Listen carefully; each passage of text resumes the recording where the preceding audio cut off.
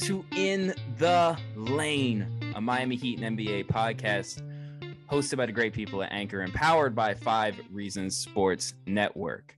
I have a lot of great guests. I've had a lot of great guests, okay? I've had few with maybe the vernacular and ability to communicate basketball as well as Mike Prada. I have Mike Prada with me here today. Thank you for spending time with me, man. Thank you for coming in. Hey, you're welcome. And that intro was total shit. You should do it again. I probably will do it again. I probably will stop it, edit it, and do it again. That's an inside joke from our pre-combo for those who don't know.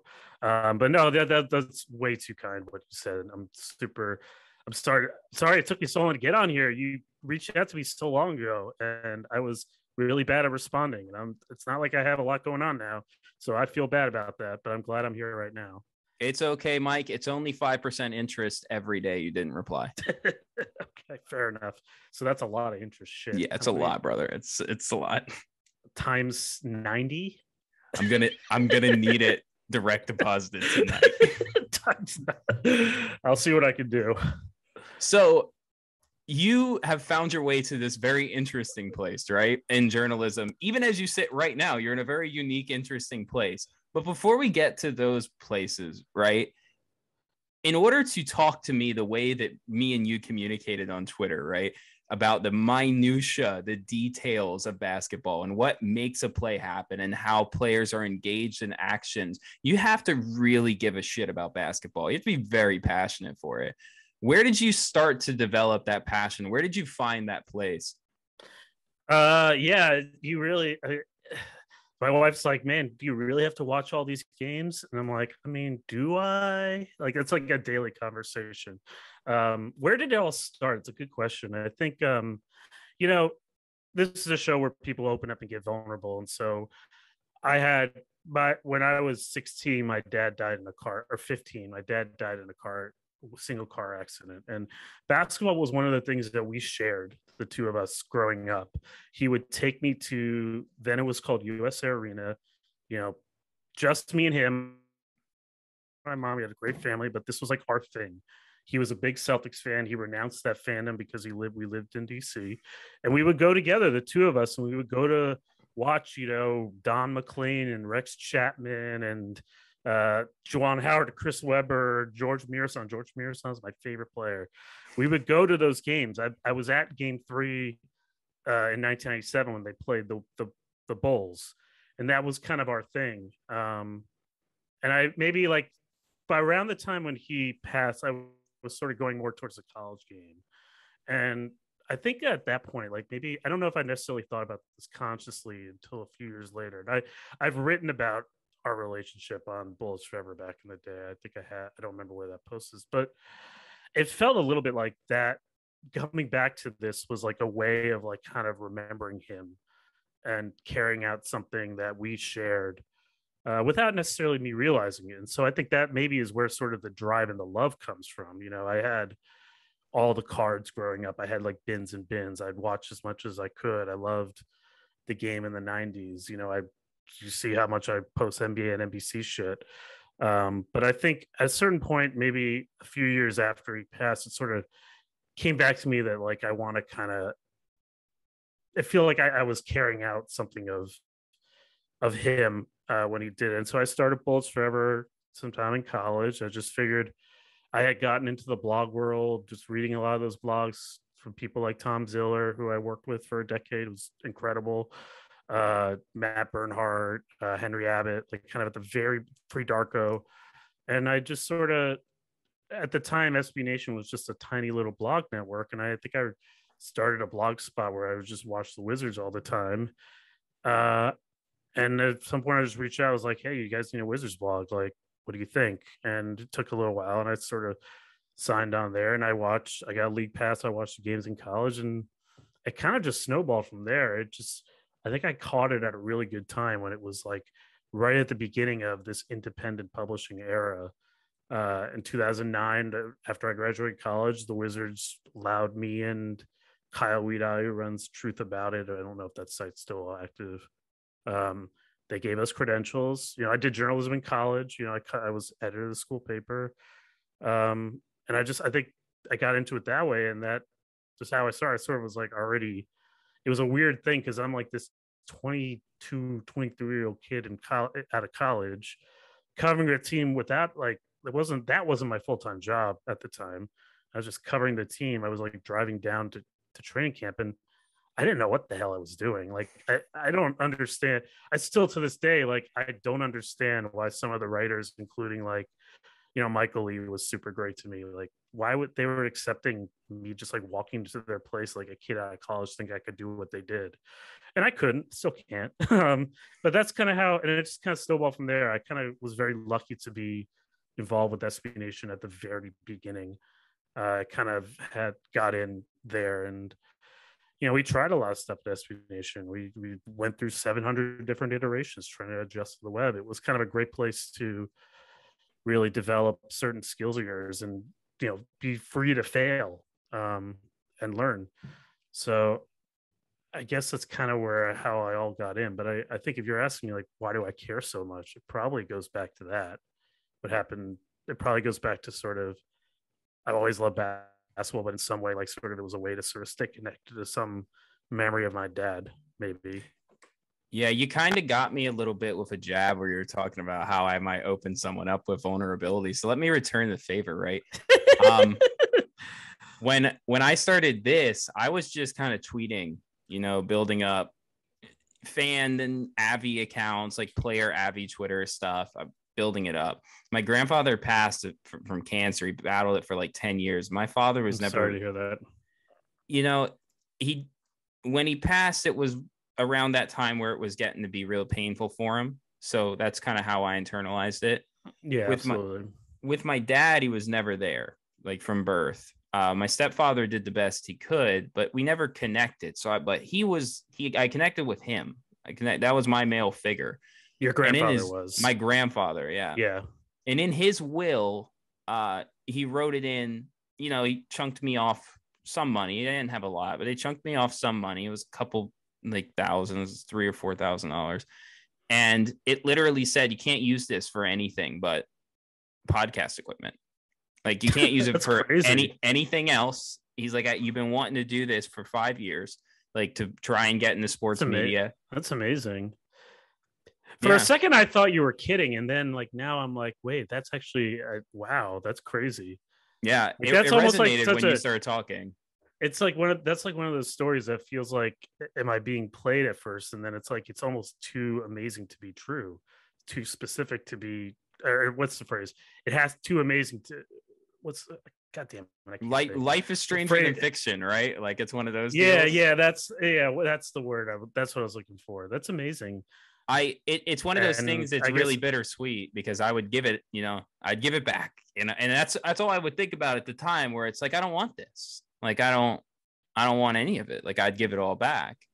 But this is what he wanted, and I wanted, and he knew I wanted it too. So I just attacked it like as feverishly as I possibly could. That's amazing. Is that still what did you do with that 2000? If I may ask, like, did you buy it? What mic did you get? Like, is that the $2,000 mic that I'm looking at? Negative. This is I still was a little efficient with the money. This is okay, this is fair enough. the Yeti, good old Yeti, who should sponsor the Stam podcast, because they're always right there. Most of it went into this bad boy, the MacBook. This is where 90% of the money went, probably. Okay. Well, and you still have it, so that's that's amazing. I mean, sometimes the thing about authority figures is that the best ones know what you want more than you know what you want, right? Yeah. And that's sort of, and that's editors, any people who are guides to you. Like, isn't that sort of what coaches, if you want to bring this back to basketball, that's ultimately what it is. It's they know what you want almost more than what you know what you want. Yeah. That's kind of the art of being a mentor in any sort of field or anything. And it sounds like your grandfather really knew what you wanted almost better than you knew what you wanted, because you knew you wanted to do it, but like, were you willing to go for it? Like, you needed a little push from someone who believed in you. right? Is that, it seems like a fair way of putting it? Yeah, it's funny. Another common thread we share is NBC Universal Comcast. And I was doing box sales out of that store for like 5 years. And that was just what I was doing. I was just a salesman, Mm-hmm. making pretty good money for like a kid my age. Like I was definitely making more money than everybody. What you start realizing though is that's a trap. That's a trap. You make pretty good money for a kid your age, and you just make that same money your whole life and you never go anywhere. Yeah. Or you end up like me and you lose your job and you make no money. Well, there's Substack, right? Yeah, I shouldn't be that. That was a little too glib. Things will, but it's just, look, life is weird. It takes you through a lot. Comfort Yeah. versus ambition is such a interesting. I mean, to take this back to basketball, like that is basketball in the NBA in a lot of ways. In a lot of these, I think one of the reasons that like I think about basketball the way I do is that it is a very nakedly human sport in that you are not like you are working collaboratively with some people. It is on a court, it is continuous, it keeps going, and ultimately it is about sort of the relationship between different forces that you cannot possibly know everything that goes into why a shot goes in, or why a shot doesn't go in, or why a team performs well. It's not that you can identify all the forces, but there's just so many of them that there is no one thing. It's not a sport where there's like a one-to-one relationship between action and outcome. That's sort of how life is. Yeah. You learn, and I think that's what I think is why I think basketball is such an interesting sport. The number of people is constrained. Everybody's sort of responsible for each other, but there is this sort of ambition versus comfort dynamic that is like underpinning all of these teams and all these players. I There is a certain place where it crosses and you have what you need, but it's very hard to figure out exactly what that place is. You see so many. I mean, I'm trying to think of like a good Miami example. Like Kyle Lowry is such an interesting, like, kind of comfort versus ambition cross point. He seems like he's hit a comfortable stage in what he is, and like so far at least, like that's kind of what Miami needs. And you contrast that with someone like Tyler Hero, who's perhaps more in an ambition stage of his career. Like, where do you get to where as a team you've got comfort and ambition crossing? That to me is like the magic of basketball. That it's, I don't know, not to get too crazy about it, but like that's how life is too. There's certain points where you want more, and there's certain points where you don't want to take that step. And where at a certain point those two forces have to cross together to make where you are in life. Yeah, I think that in the way that I rationalize reality is usually through sport and usually through basketball. But I find that like basketball is poetry and how it mirrors society and life and what we deal with day in day. And I think like when it's not given that respect, it's kind of easy to belittle or put off to the side. But basketball is really important in our culture, like just at a base level. It's really important in culture and society.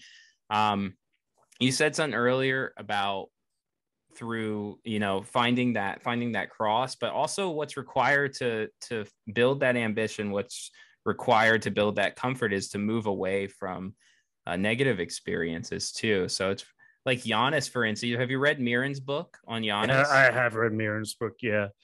I worked with when Miran was. I was so lucky to be able to edit her like a number of years ago before she got big, and Yeah, she was always super thorough. Yeah, no, I read that book. It's a great illustration of like kind of the challenges of comfort versus ambition. for sure. Exactly.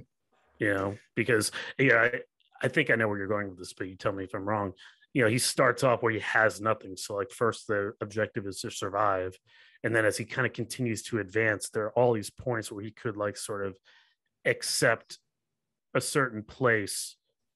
He's made it at all these times, right? Like if he played for that Greek club team and was good for his whole career and played for, what did he sign for, Real Zaragoza? It was some Spanish team. He would have made it, but like only like kind of some crazy ambition and discomfort like kind of put him into where he is today. To a certain degree, like he's successful, he just gets out.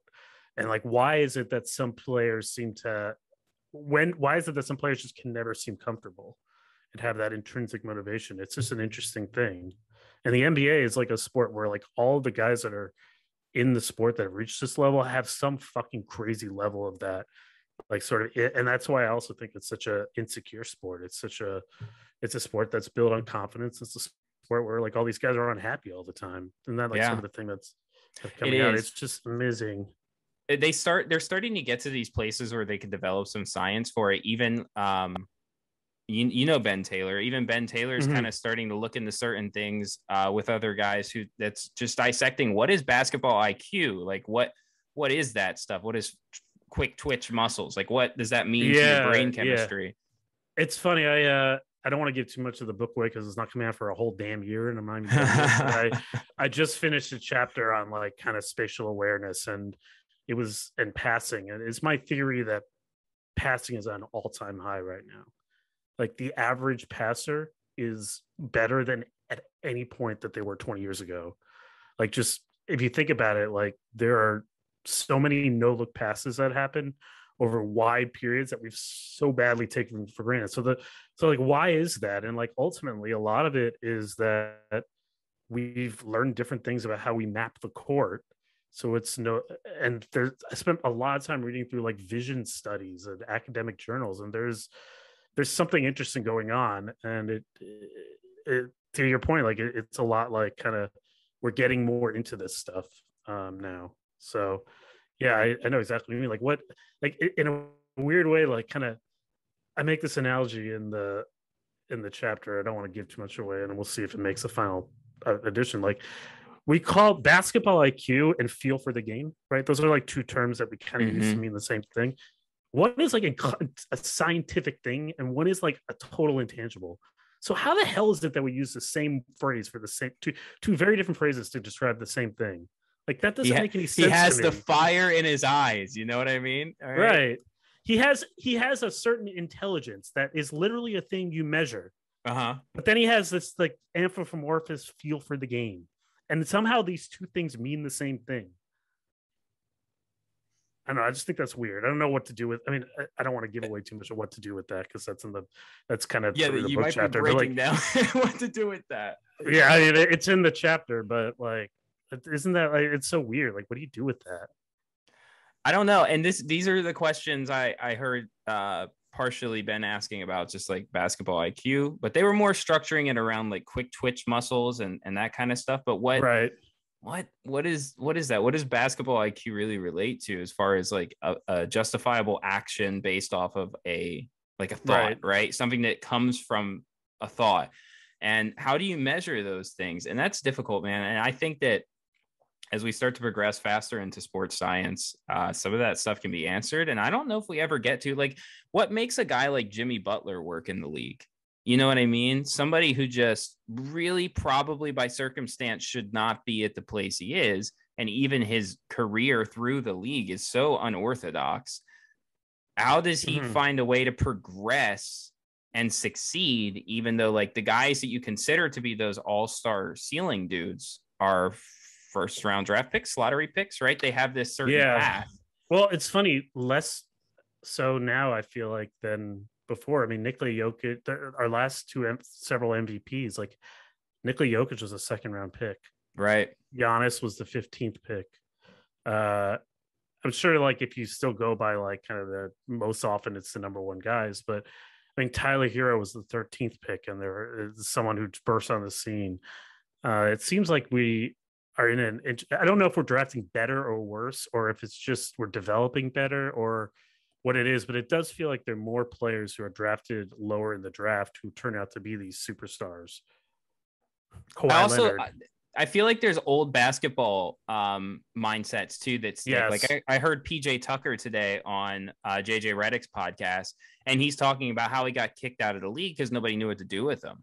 Like he was a tweener. Nobody knew right, where to play him or what to do. And even that term tweener, like that's gone now from the right. lexicon.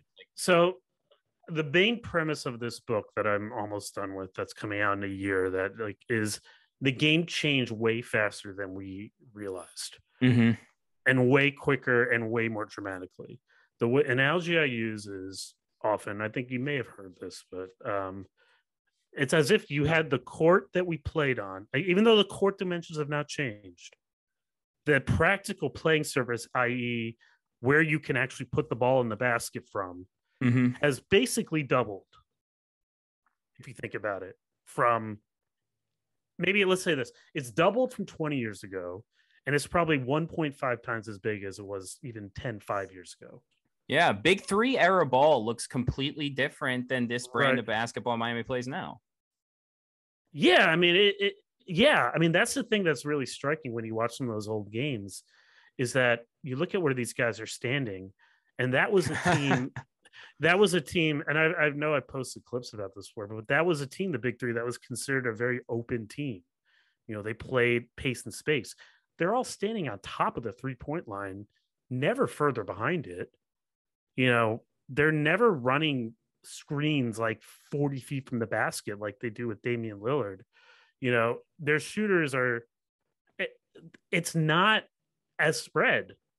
And players, the other thing that's really striking is that like kind of they're getting into their offense at 14 seconds. Yeah. Not at now, it's like if you're not into their offense at 20, 19 seconds, I mean, just I don't think we fully comprehended yet. And this is what why I hope the book works, how drastic a change that is. And PJ Tucker is a great example in a league where you're playing only in this little surface for most of the time. His lack of height and whatever, his inability to jump, because you know you're fitting 10 players into this space, so it's more the space above you matters and the power. That's a liability. But then you spread the court out, and now you make it so that how do you guard in space? How do you play in space? You know, that becomes more important. Suddenly his like sort of big fat like kind of hips and chest and all that shit that he has, that's really valuable. It stops you in space. And you know, that right there is a great illustration of just how fundamentally the same quality that he has changed in value. And I think we know this, but we haven't fully comprehended what this means we step back a little bit. Like what the game looked like. I mean, the Warriors in 2000, the biggest illustration of this, I think, is that do you remember when there was that whole thing at Sloan where there was the Warriors felt like the Rockets were gamifying the game too much. Yes. Too many step back threes and all that. And Bob Myers comes up at Sloan and he says, you know, sometimes you just need a 2-pointer, you know, you just got to get the lead to 10. Like, do you really want to take a step back three? And I'm sitting there thinking, like, you guys fucking invented this style of play. And now you're like so traditionalist. Like, how do you change that much in 3 years? To me, that's an amazing reflection of how much changed from the beginning of the Warriors run to now, is that the people who they were like number one in the league in mid-range shots 3 years after they had the light years run.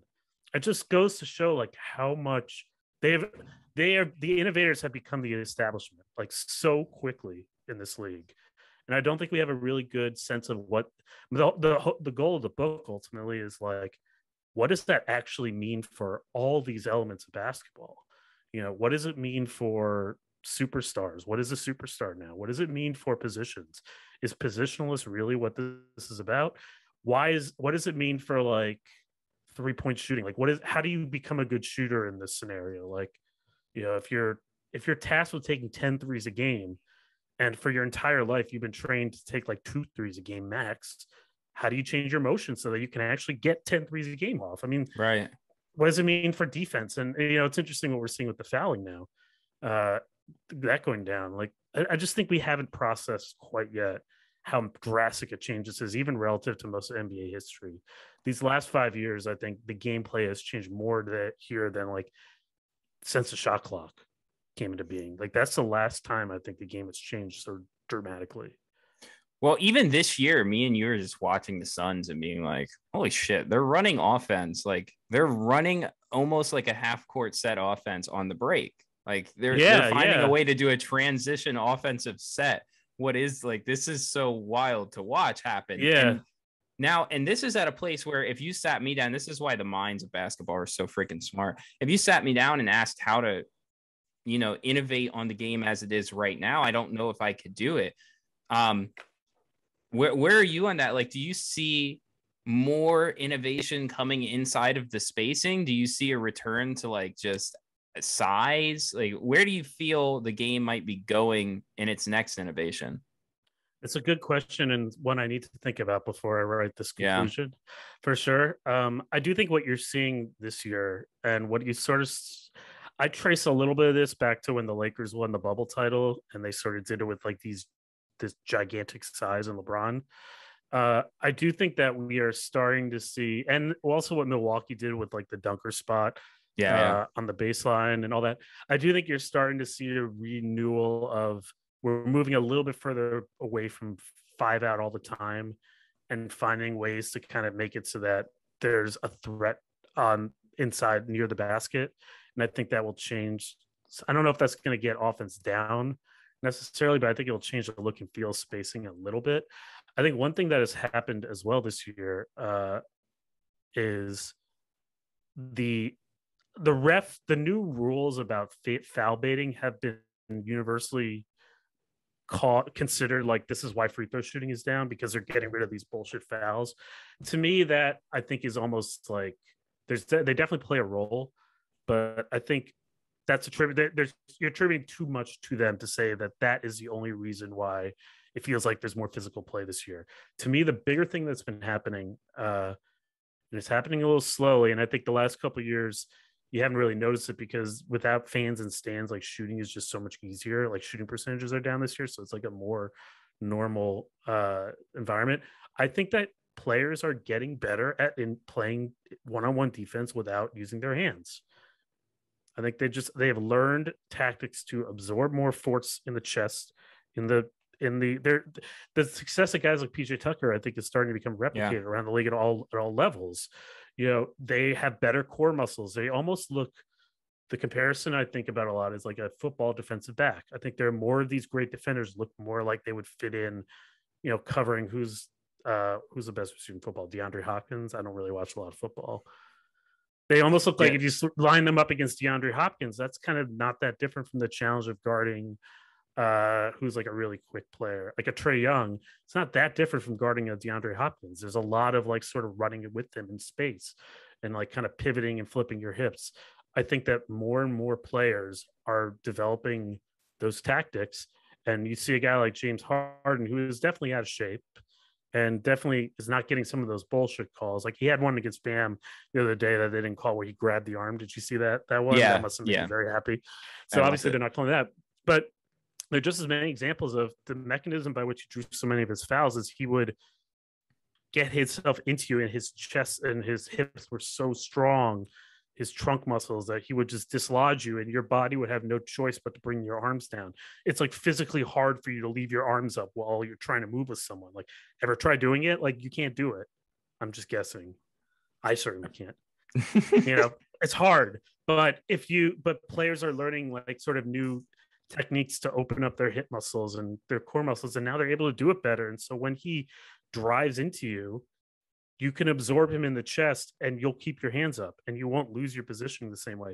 And that, I think, is starting to take away some of his, and I think he's going to adjust because he's great in James Harden. I think you're seeing more and more of that. And so individual defense, I think, I don't see massive changes in the scheme happening yet. And I think that's like kind of another frontier. Like at some point, like we maybe need to rethink how we play defense just as a concept. Like why, like switching was the last big scheme sort of change. I don't know. I don't see one right now. I'd be curious what that is. But I think on an individual level, like guys are just better at defense now, one-on-one.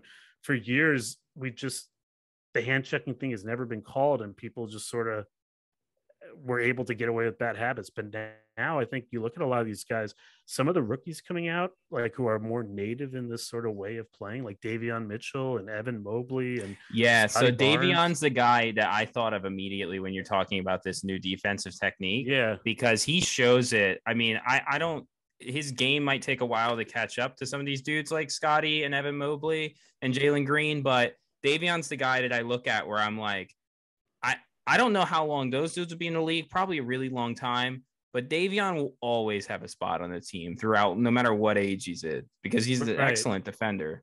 If you actually watch how he defends, what's kind of amazing is how much he's able to sort of mirror the movement of what the guy he's doing. He almost like kind of sees their counter move before their move. But I don't think that's a unique thing in NBA history. What I think is unique is that Guys like Mitchell are able to do that and keep their hands down.